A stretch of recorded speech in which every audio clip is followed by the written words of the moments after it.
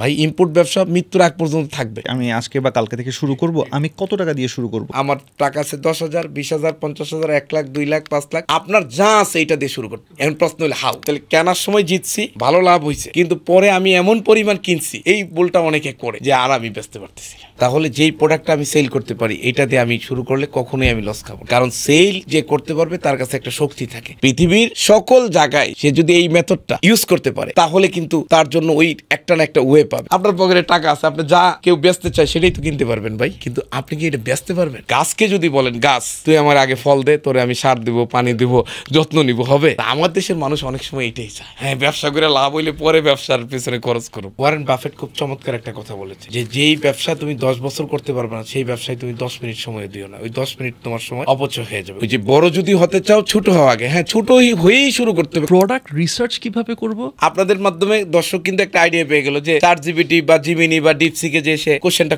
করলে একদম step by step process ChatGPT তাকে দেখাই দিই। মার্কেটে যাবেন, মার্কেট আপনার সাথে কথা বলবে, এটা দিয়ে শুরু করলে ইম্পোর্ট এক্সপোর্ট ব্যবসার ব্যাকবোন, ইম্পোর্ট ব্যবসার রাজা, আমি ইম্পোর্ট শুরু করব। কিন্তু যেখানে 1000 ব্যবসায়ী প্রয়োজন সেখানে যদি 10,000 ব্যবসায়ী হয়ে যায় তাহলে তো কিছু ব্যবসায়ী জ্বরে পড়বেই। একজন মানুষ সে নতুন ইম্পোর্ট ব্যবসা শুরু করেছে, প্রোডাক্ট ইম্পোর্ট করবে, কোন কোন ভুলগুলোর জন্য সে আসলে ধরা খেতে পারে?